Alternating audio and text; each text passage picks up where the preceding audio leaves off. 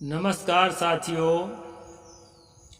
हमारे में से कुछ लोगों का कहना है कि मुसलमान तो दो दो तीन तीन बीवियां रखती हैं। अरे हमें भी मौका दिया जाए भाई, हम भी रखेंगे। तो साथियों, दो दो बीवी तीन तीन बीवी रखने का क्या दुष्परिणाम होता है, हमारे पुरखों ने ठीक से समझा और इस प्रथा को बंद करने के पहल किया। उसी पहल के एक सिरे पर डॉक्टर बाबा साहेब अम्बेडकर ने इसको कानून का रूप दे दिया हिंदू कोड बिल के तहत कि कोई भी हिंदू, यहाँ हिंदू से तात्पर्य है जिसको शादी विवाह करने के और अनेक जीवन के पारंपरिक क्रिया करने के नियम एक हो, एक जैसा हो। उसमें दोस्तों बौद्ध, जैन, सिख, हिंदू तो है ही है। ये सब जो है उस समय जो कानून बनाया गया उसके तहत एक ही माना गया था। तो इनके लिए जो है कहा गया कि एक ही विवाह करना है, एक पत्नी और एक पति। क्योंकि प्राचीन काल में जैसे पांडव के 5 भाइयों के बीच में एक ही पत्नी थी और उसके पांडु के उसके जो पत्नी थी कुंती, उसने भी 5 पुरुषों से नियोग करके 5 भाई को अलग अलग पैदा किया था। 3 भाई को, 2 भाई को तो माद्री ने पैदा किया, लेकिन वो भी नियोग से पैदा किया। तो दोस्तों, यहाँ पर कल मैंने बताया था दक्ष प्रजापति ने प्रसन्न होकर के अपने 10 कन्याएं धर्मराज को दिया। धर्मराज कोई देवता है, उसको अपने 10 कन्या दिया विवाह करने को। यानी उसकी 10 पत्नियां तो एक ही जगह से आ गई और 2-4 जगह से और लाया होगा। फिर जो है 13 कश्यप को दिया और 27 कन्या द्विजराज चंद्रमा को दिया। तो बहुत सारी पत्नियों को रखने का, बहुत सारी जो है पतियों को रखने का ये जो परंपरा में रिवाज चला आ रहा था दोस्तों, इस रिवाज में हम ही को तकलीफ था। आप सोचिए, अभी आपके अड़ोस पड़ोस में जाने अनजाने में किसी की 2 पत्नी रही हो और दोनों से एक एक बेटा पैदा हो गया हो। यदि एक ही पत्नी से पैदा हुआ होता तो उनको लड़ाई की चांस कम रहती है, लेकिन 2 पत्नी से पैदा हुआ, वही संपत्ति, वही सब कुछ, लेकिन उसमें लड़ाई के चांस ज़्यादा होते हैं दोस्तों। और अड़ोस पड़ोस के लोग भी उन्हें चिढ़ाते रहते हैं कि देखो तुम्हारे मम्मी के साथ अच्छा व्यवहार नहीं है, तुम्हारे साथ अच्छा व्यवहार है, उसकी मम्मी के साथ अच्छा व्यवहार है। इस तरह से दोस्तों अड़ोस पड़ोस के लोग भी जो है पाठ पढ़ा देते हैं और परिणाम में आता है कलह, वैमनस्य, झगड़ा, झंझट और पीड़ा। ये आप अपने अड़ोस पड़ोस में देख सकते हैं साथियों। इसलिए एक पत्नी और एक पति का जो कंसेप्ट है वो हमारे भारत के संविधान में हिंदू कोड बिल के तहत हिंदुओं को दिया गया। इसलिए साथियों, मैं मनुस्मृति का स्ट्रीम इसलिए करता हूँ आप लोगों के सामने कि एक जमाना ऐसा था कि भारत में हिंदू राष्ट्र था, राम राज्य था।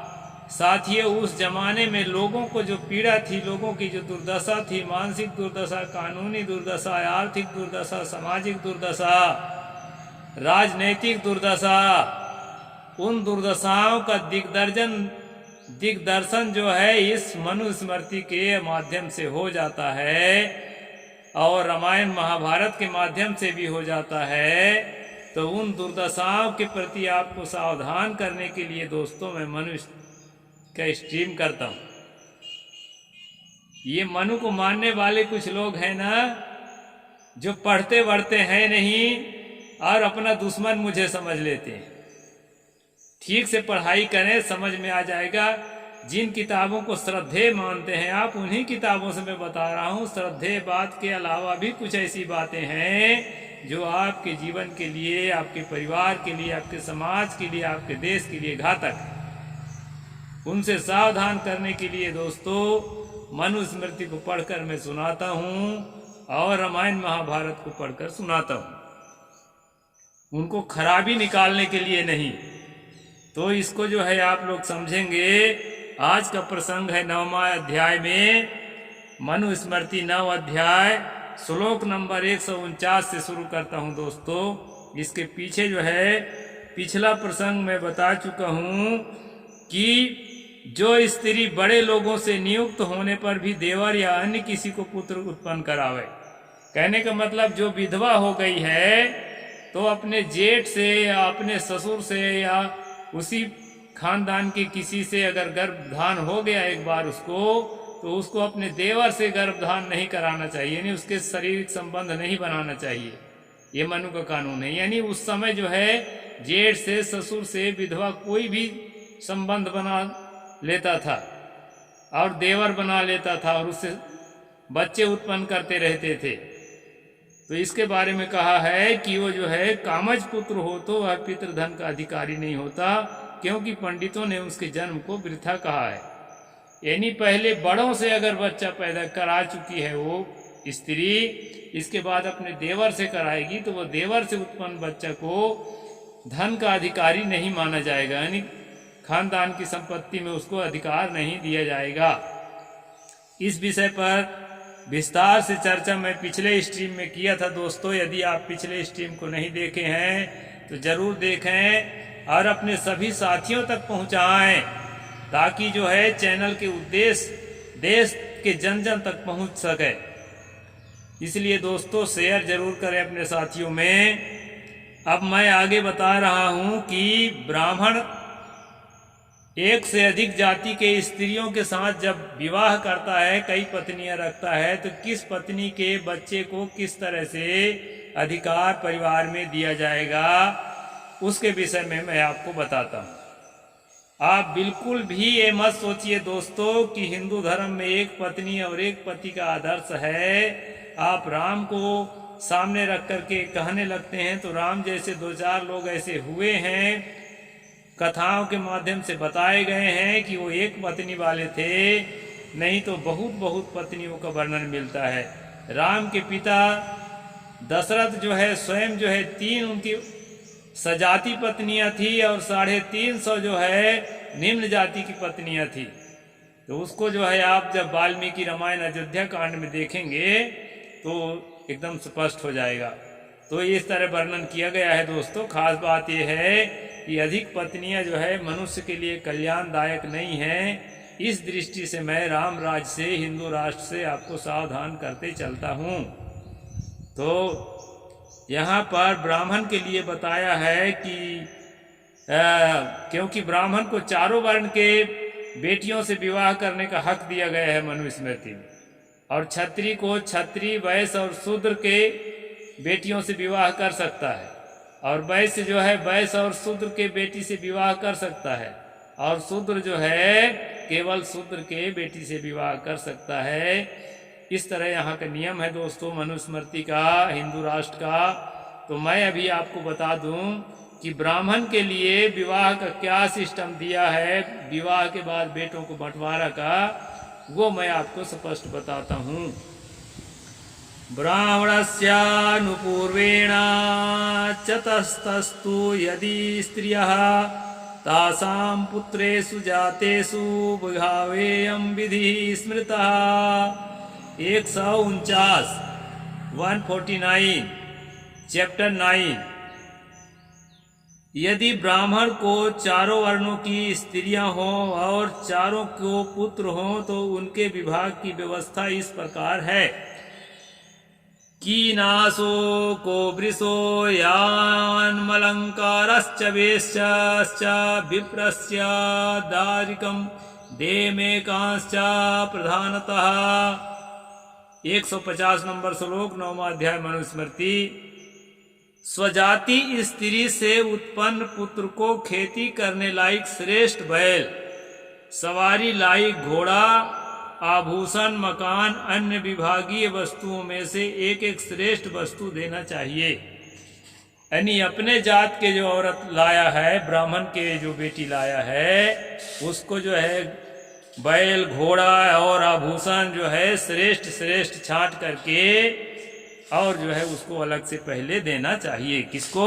उसके बेटा को, पत्नी को नहीं। स्त्रियों को तो धन में अधिकार नहीं दिया गया है आभूषण के अलावा, तो उसके बेटा को देना है दोस्तों। किसके? ब्राह्मण के घर में। इसमें एक बात और बता देते हैं, इसमें घोड़ा का वर्णन आया। इससे आप समझ सकते हैं कि जो सूफी संत भारत में आ चुके थे शांति का प्रचार करने के लिए, उसके बाद कुछ दिन बाद इस्लामी शासक लोग आक्रमण करके आए। ये 6वीं 7वीं शताब्दी के आसपास दोस्तों। तब से जो है भारत में घोड़ा है। भारत का मूल निवासी घोड़ा नहीं है। चाहे जिस शास्त्र में, जिस वेद में, जिस पुराण में, जहाँ भी घोड़ा, वेदों में तो नहीं मिलता शायद, जहाँ भी घोड़ा का वर्णन मिलता है तो समझ लीजिए कि इस्लाम प्रवेश करने के बाद वह किताब लिखी गई है। मनुस्मृति को भी मैं मानता हूँ कि इस्लाम के प्रवेश के बाद की लिखी गई किताब है। इस्लाम का वर्चस्व नहीं हुआ था क्योंकि इसमें उसका वर्णन नहीं मिलता, लेकिन प्रवेश हो चुका था भारत में, इसमें घोड़ा का वर्णन आया। तो कहा है दोस्तों, उत्तम घोड़ा, उत्तम बैल और सवारी के लिए बढ़िया जो है आप पहनने के लिए आभूषण और मकान, अन्य सभी चीजें जो है श्रेष्ठ श्रेष्ठ जो उत्तम उत्तम हैं, वो किसके लिए, किसके हिस्सा में देना चाहिए? जो ब्राह्मणी स्त्री है ब्राह्मण का, क्योंकि उसके पास 4 इस तरह की स्त्रियां हैं। और शेष धन का विभाग अन्य लोगों में इस प्रकार करें। संपूर्ण धन का 3रा भाग ब्राह्मणी के पुत्र को, 2 भाग छत्राणी के पुत्र को, 1.5 भाग वैश्य के पुत्र को और 1 भाग शूद्रा के पुत्र को देवें। इस प्रकार दोस्तों, अथवा धर्मज्ञ महात्मा लोग संपूर्ण धन का 10 भाग करके आगे कही हुई विधि के अनुसार धन को बांटें। चतुरोंसान हरे द्वि स्त्रीणां स क्षत्रियासुतः वैश्या पुत्रो हरेत ददानवंशम शूद्रासुतो हरेत। 153 नंबर। ब्राह्मणी के पुत्र का 4 भाग, ब्राह्मणी के पुत्र का 4 भाग, क्षत्रिय के पुत्र को 3 भाग, वैश्य के पुत्र को 2 भाग और शूद्र के पुत्र को 1 भाग देवें। इस प्रकार से दोस्तों अलग अलग पत्नियों के बेटा को अलग अलग हिसाब से मनु के कानून में हिस्सा देने की बात यहाँ पर बताई गई है।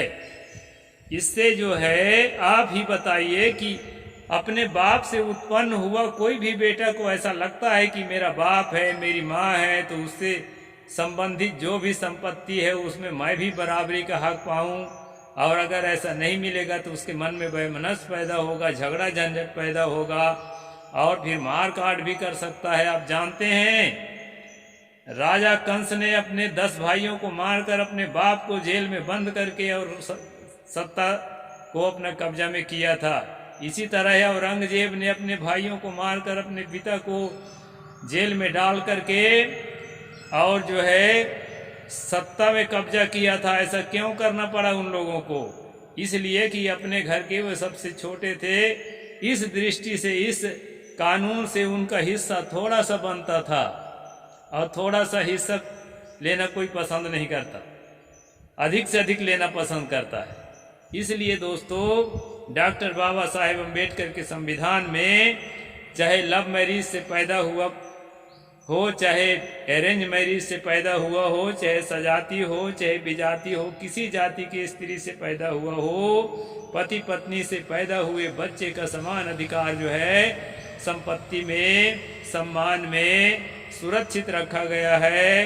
किसी तरह उनको तिरस्कार करने का, डिस्क्रिमिनेशन करने का या संपत्ति में भेदभाव करने का आपको हक नहीं है।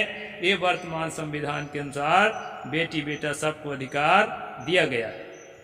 तो साथियों, यहाँ पर 3 अलग अलग जातियों की स्त्रियों के बेटों के लिए अलग अलग जो है अधिकार दिया गया है।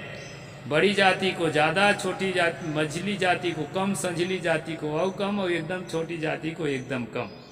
इस प्रकार से जो है यहाँ भाई बंटवारा है दोस्तों। यद्यपि स्यात्यातु सत्पुत्रोऽपि सत्पुत्रोऽपि स भवेत् नाधिकम तस्माद् क्षुद्रपुत्राय धर्मतः। ब्राह्मण को द्विजाति स्त्रियों से पुत्र हो या ना हो, किंतु शूद्र के पुत्र को 10वें भाग से अधिक ना दें। मतलब संपत्ति का 10% से ज्यादा शूद्र स्त्री के पुत्र को किसी भी कीमत पर नहीं देना है, चाहे उनके भले बच्चे न पैदा हुए हों, बड़ी जाति के स्त्रियों के। ये ब्राह्मण के लिए कहा है। ब्राह्मण क्षत्रिय विषाम शूद्रा पुत्रो नारी के भाग ये देवाक्यम पिता दद्या देवास्य धनम भवेत। ब्राह्मण क्षत्रिय वैश्य शूद्रा को जो पुत्र उत्पन्न हो वह उसके धन को पाने का हकदार नहीं होगा, किंतु पिता को कुछ दे दे वही उसका धन है। पिता जो कुछ दे दे वही उसका धन है। इस प्रकार से दोस्तों शूद्र के अधिकार जो है, शूद्र स्त्री, शूद्र घर की स्त्री को अगर विवाह किया है ब्राह्मण या क्षत्रिय या वैश्य भी, तो उसके घर में उसके संपत्ति में अधिकार नहीं होगा। तो इस प्रकार यहाँ पर डिस्क्रिमिनेशन है। सबसे बढ़िया सिस्टम ये है दोस्तों, एक पति का एक पत्नी, एक पत्नी का एक पति। इसलिए बाबा साहेब ने हिंदू कोड बिल में एक पति और एक पत्नी का जो आपको अधिकार दिया है दोस्तों, आपके भलाई के लिए, आपके सुख के लिए, आपके आनंद के लिए, आपके घर में सुमति और प्रेम बनाए रखने के लिए दिया है। और इसको जो है जो अपने धार्मिक हठ के कारण ये मानते हैं कि हमको भी सुख सुविधा से और सुमति से और प्रेम से जीना है, तो इसको उनको भी, मुसलमानों को भी फॉलो करना चाहिए, उनको भी। और बहुत लोग फॉलो करने लगे हैं, एक पति एक पत्नी, हम दो हमारे दो। मुसलमानों में भी बड़ी खुशी की बात है कि बहुत लोग फॉलो करने लगे हैं, तो ये अच्छी बात है। यही बात जो है संदेश मैं आपको देना चाहता हूँ। साहिब बंदगी, जय जोहार, जय भीम, जय भारत।